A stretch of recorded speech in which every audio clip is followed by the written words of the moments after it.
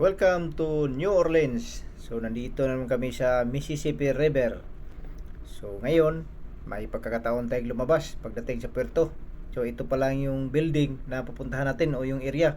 Ito yung New Orleans City mismo. So kami ay pupunta sa Norco Shale Refinery. Dahil may pagkakataon, ito labas ka agad. Ito yung advantage sa akin kapag may bike. Bike naman tayo ulit.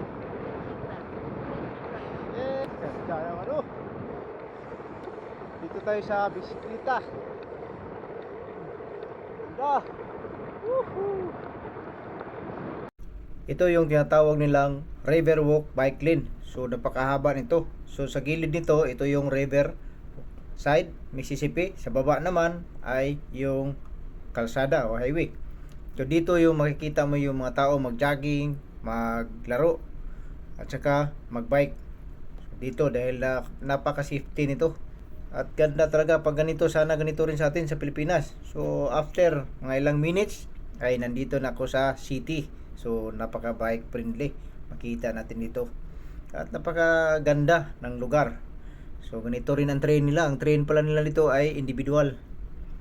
So dito nilibot ko na to lahat-lahat. So sa mula Norco Shale Refinery ay nagbike ako ng 40 kilometers. So ito yung pinaka-proper ng New Orleans sa city mismo. Ito talaga ang masasabi ko na explore the world for free dahil sa bike. Hindi ko iniisip yung pamasahe at yung gastos dahil libre na. So napakaganda. Akala ko sa libro at sa movie ko lang ma-experience ito. Pero ito ngayon. So na-explore ko ito, ang New Orleans. So ngayon ito naman ay ang French Quarter. So dito yung mga, so kung gusto ka na mag-drinks, magsayaw, so ito pa lang New Orleans ay home of jazz. So dito pala yan. So ngayon pupunta ako ng cathedral. So yung cathedral ay malapit lang dito. At ito rin ang tourist destination. Ito yung French Quarter, New Orleans Cathedral, Riverwalk, at marami pang iba dito. At ito ay tinatawag nila na home of jazz.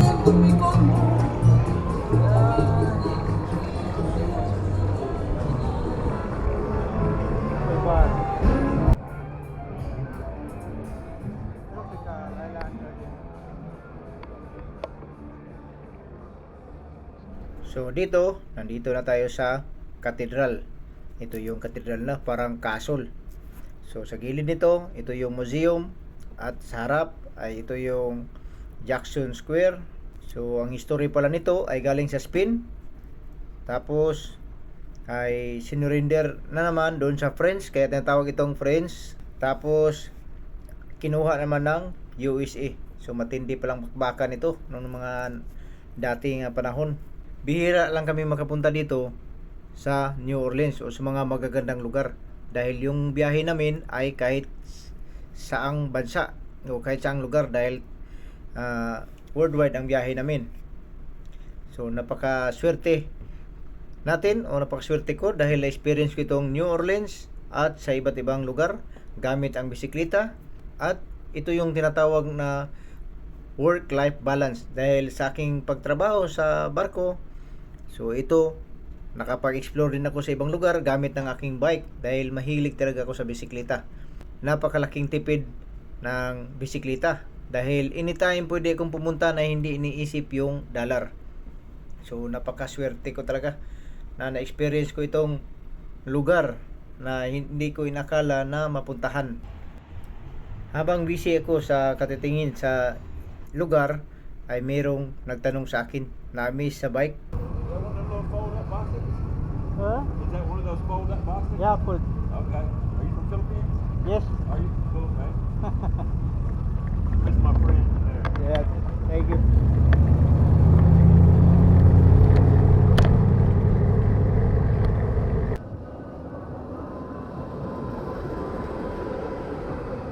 Ito namang pupuntahan natin na sunod ay ang River Walk sa likod lang ng Jackson Square.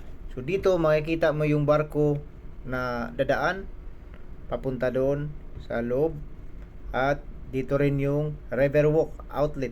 So dito makabili ka na kahit anong brand dito. So ito na.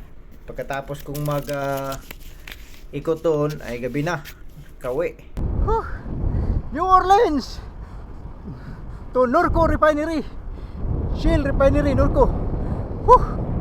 Apta gabi ba? Grabe. Laag pa. Lindo na bisikleta eh.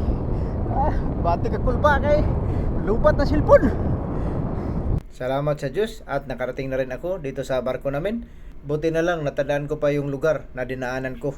At sawa ng Diyos nakarating ako dito sa barko na safety.